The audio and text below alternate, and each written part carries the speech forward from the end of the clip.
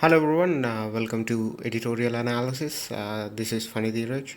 Welcome to Perseverance IAS. This will be our daily editorial analysis class. If you are new to the channel, please do subscribe. We will be doing daily editorials from either Hindu or the Indian Express, depending on where the important editorial is. So today we are discussing an editorial from the Indian Express. Today's editorial talks about fortification of food, right? You are trying to address the malnutrition issue, you are trying to address the hidden hunger issue in India. And one of the ways that Prime Minister Narendra Modi announced that we are going to tackle this hunger issue is through fortification of food.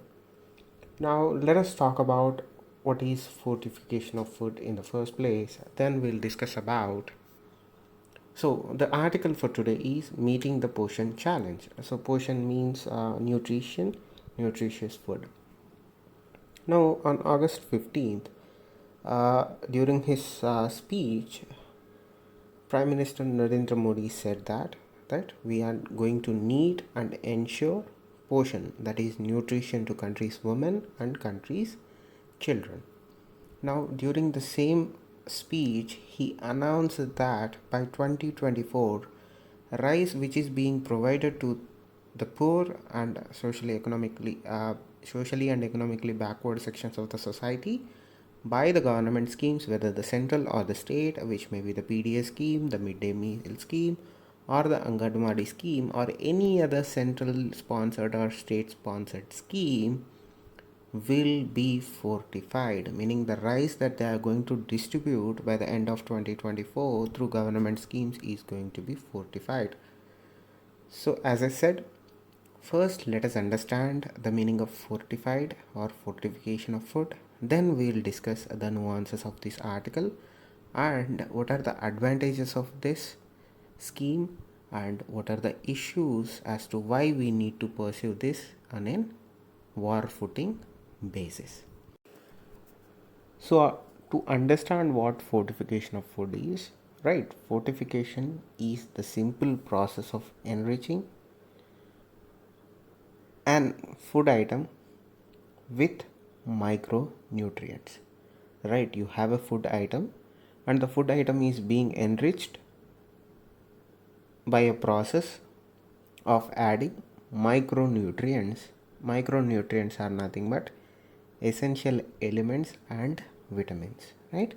Essential minerals and vitamins. Now, this is generally carried out by food manufacturers who are processing the food. And why does fortification of food is required? So, when we talk about socially and economically backward people, that is poor people, because of their financial status, they may not have access to a wide variety of foods or diets that are required to fulfill an individual's vitamins and nutrients needs. So I'll repeat again, because of their socio-economic status, majority of the population cannot afford diversified diets, balanced diversified diets. They generally tend to eat similar or single type of meals. Either it may be rice, it may be roti, or it may be any other thing, but they tend to eat only one type of food. They have only one diet in their life. Because of this, whatever the nutrients that an individual needs, whether it may be a woman, whether it may be a child, because of their mono diets, they cannot have, or their body cannot get the required nutrients that it needs to grow. So, in order to address this issue, governments around the world started the process of fortifying the food with rich micronutrients and rich vitamins.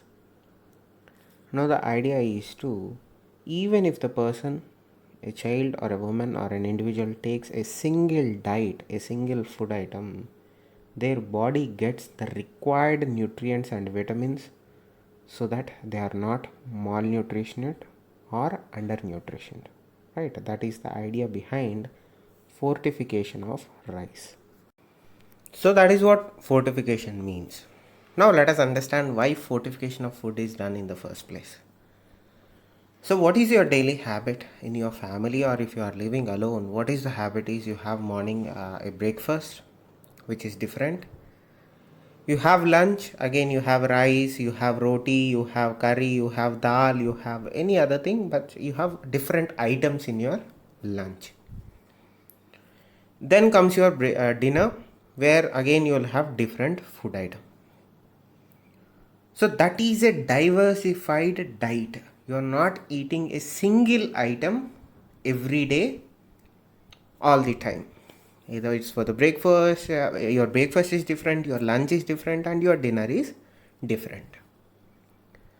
So that is a diversified diet, meaning through these different food items and through different diets that you are consuming on a daily basis, you are receiving the essential nutrients and vitamins that your body needs to grow. So that is a healthy diet.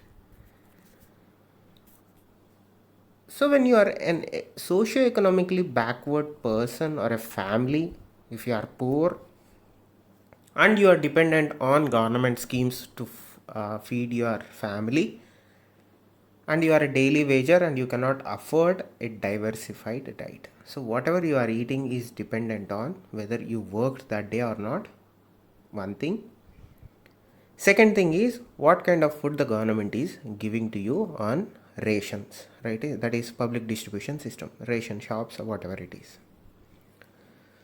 So because of that,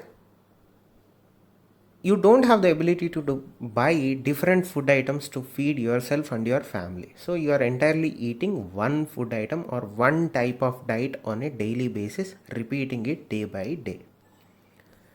So because of that, you are not receiving the diverse nutrients that your body needs to grow. That is why you see malnutrition, undernutrition, stunting, hidden and hunger among socio-economically backward people. Because they don't have access to diversified diets, they are malnutritioned and undernutritioned, particularly women and children. The socio-economic section of the society itself is backward. They are in the under the they are on the constant risk of being malnutritioned and undernutrition. But in that group also, the most vulnerable are the women and children. That is where you see high percentage of malnutrition and undernutrition, hidden hunger and stunting. So when they don't have access to diversified diets and they are entirely dependent on public distribution systems, which is the government's giving them subsidies, the government giving them food at subsidized cost. And when the government is giving food to them, the food that is given by the government is not going to be filled with varieties. It is going to be a simple one or two or three items of food that are being, or grains or pulses that are being given to these people. So in order to address this issue, the issue of lack of diversified diets, what countries around the world started doing was they started to fortify the food that was being given to the poor sections of the society. Let us say in Punjab, through public distribution system, wheat was being given, or wheat powder was being given, right? Wheat flour, not powder, wheat flour was being distributed through public distribution system. So what the government of Punjab started doing is, this is an example by the way, what the government of Punjab started doing was, they started fortifying the wheat flour with all the necessary and essential micronutrients and vitamins to sustain an healthy human being.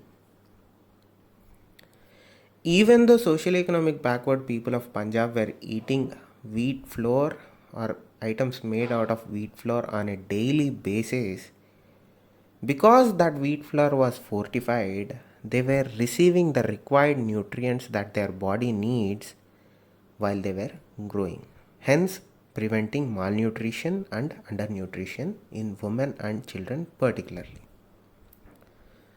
So the idea is, we understand that these people have access to only one variety of food item or one diet in their life. So what we are going to do is, we are going to load up that item with all the necessary micronutrients and vitamins, so that even if they have only one diet in their life, they get all the required nutrients. So that is the idea behind fortification of food. That is what the government of India is also talking about. Recently, you might have heard a lot of news regarding fortification of food in India.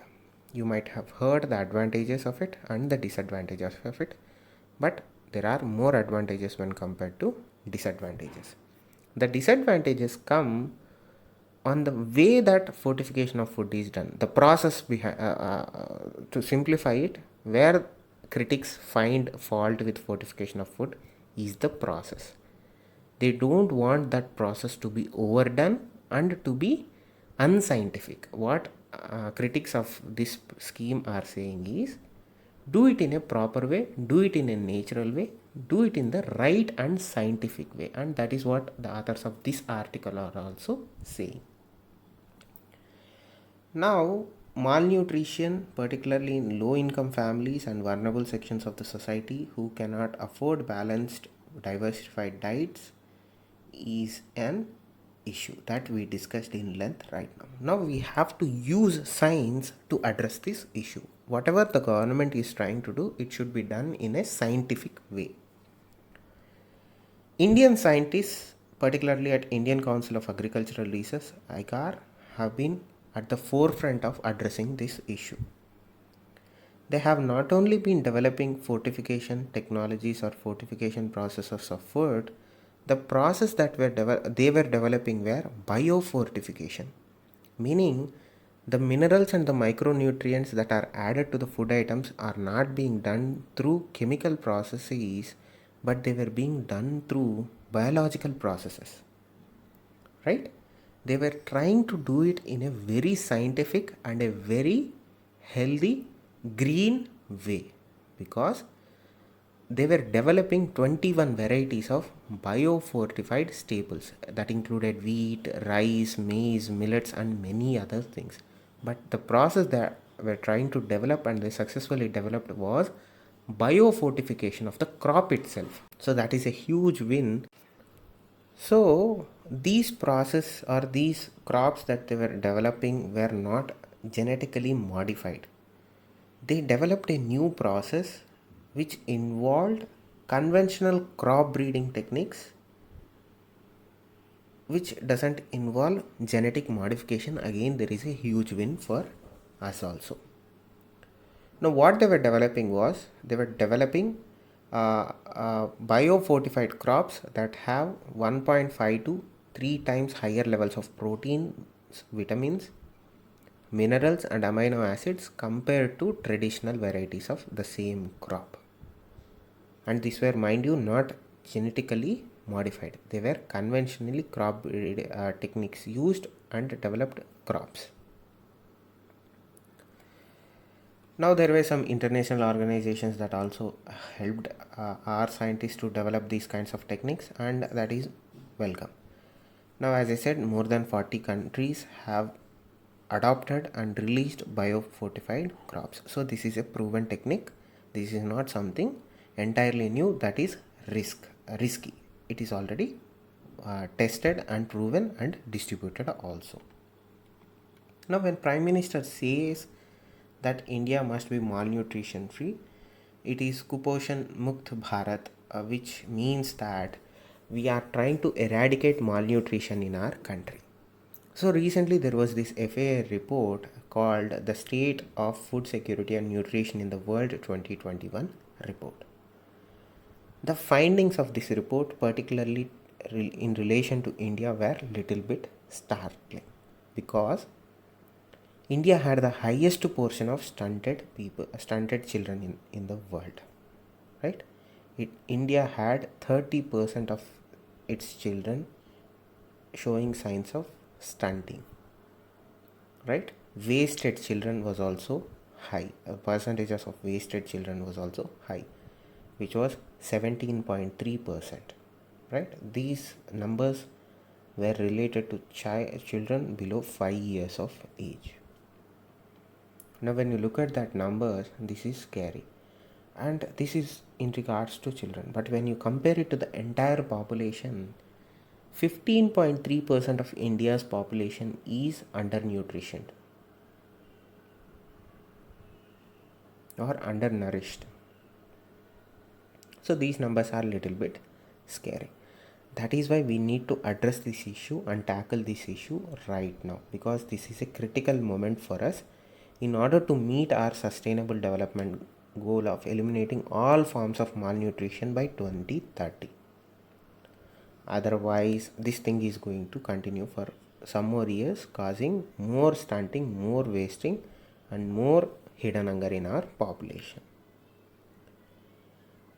Now, this is where the government approach should be very, very careful. Simply giving access to nutritious food is not only the parameter in determinant of nutrition, right? There are other factors also. Some of the other factors include increasing access to drinking water, increasing sanitation, that we are trying to address through Swachh Bharat mission, Jal Shakti mission. We are trying to address it, but it needs to be done at greater speeds. Now, let us come to what must be done in the long run so that India can become a malnutrition free or eradicate and eliminate all forms of malnutrition by 2030. See, malnutrition and undernourishment in India is not monocausal, right? Lack of diversified diets is not the only cause. There are other issues also. It is a multi-causal problem which requires a multi-pronged approach to eliminate this issue. Now, the authors of this article are suggesting 3 ways or 3 strategies through which these 3, mind you, must be combined so that an effective result can be arrived at. Now, the first thing that they are saying is there is a direct correlation between mother's education and well-being of the children. So recently there was a report. There was a study that was done. So what they did in that study was they studied the mothers of children who were part of the midday meal scheme. What they noticed in that study was it was a multi-generational study. So they were studying the child who was having midday meals scheme now, and also their mothers who were part of midday meal scheme back in the day when they were children. So it was a multi-generational study. They were studying the child and their parents too. 2 generations they were studying. What they found was they took 2 groups. One group of children had their mothers who were part of the midday meal scheme when they were in their childhood, when they were children, and the other group of children were whose mothers were not part of the midday meal scheme, meaning when they were when they were going to school. Now, the results of the study was children from the mothers who had access to midday meal scheme were faring much better in nutrition levels compared to kids whose mothers did not have access to midday meal scheme.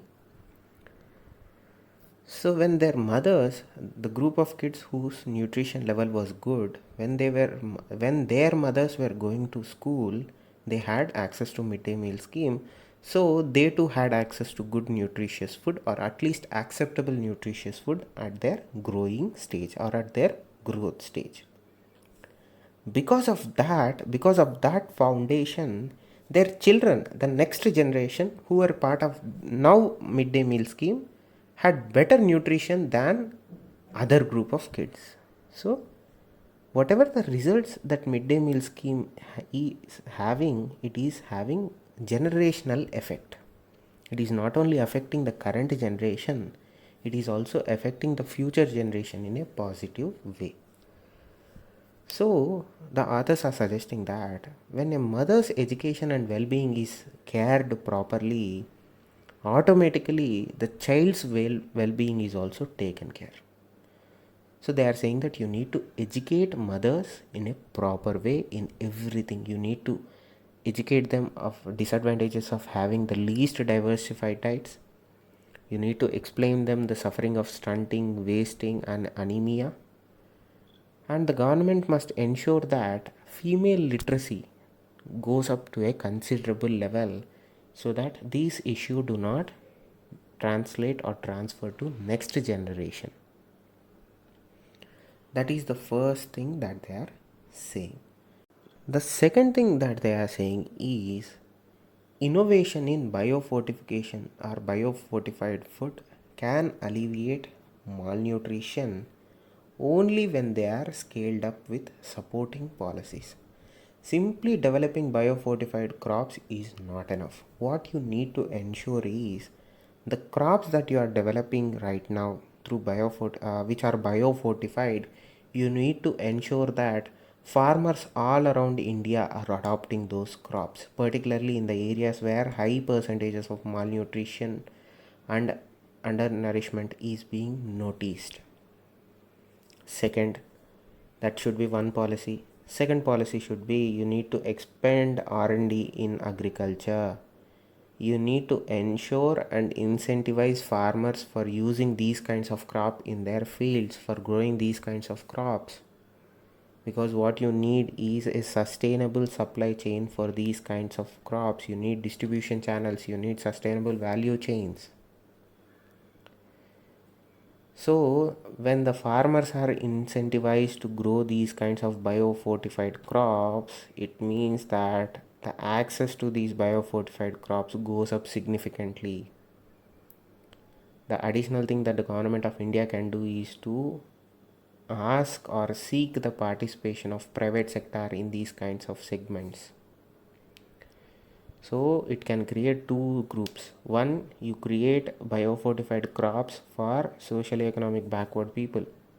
Second thing is you bring in the private company and make them stakeholders in this process, right? That is one way to address this issue, because when private players are involved, there are a lot of advantages. They bring in a lot of capital that might not be available with the government, making advancements and R&D much easier, much simpler. And also the government can allow these private players to monetize on the research and development while providing it to free for the government of India, so that it can be distributed to the vulnerable sections of the society. So there are multiple advantages of bringing in private sector. Now, these are the supporting policies that the government must adopt. Second thing with bringing in private players is, remember the iodized salt issue? I think in 1962 the government of India started making awareness campaigns on iodized salt. So that is how you leverage private participation in ensuring that India comes out of this undernourishment and malnutrition issues. The third thing that they are talking about is creating awareness campaigns. Do you remember the iodine ads I was telling you about? Go to YouTube and search Ashirwad iodized salt. You'll get the ad. This is the recent ad that I remember, but you can find old ads. So these ads were brought in to increase awareness on advantages of iodine in salt and the need to use iodized salt rather than normal salt that was being sold at that point of time. Because of this effective campaign, I'm assured and I assure you that most of the salt that is being purchased in India right now is iodized salt. So that is how you carry out campaigns. You carry out branding campaigns, you carry out marketing campaigns that can penetrate into the society so that people know the advantages of fortified products. They understand what fortification is. If any misambiguity or ambiguity is there, misconception is there, there is some fake news that is being circulated regarding fortification, fortified rice or fortified food items, that can be addressed through branding awareness campaigns. So these are the three-pronged approaches that government of India needs to adopt to address the malnutrition issue and the undernourishment issue through fortification process in our country. Thank you. Please do follow me on Instagram at FunnyDheeraj. I'll get the latest updates through clips and posts, which is to the specific, doesn't involve any additional information, so that you don't waste much of your time. Please do subscribe to the channel. Please do share this video so that it can reach wider audience. Please do leave feedback. Hope you have learned something new through this video. Hope you tune in for the next one. Thank you. Stay safe. Namaste.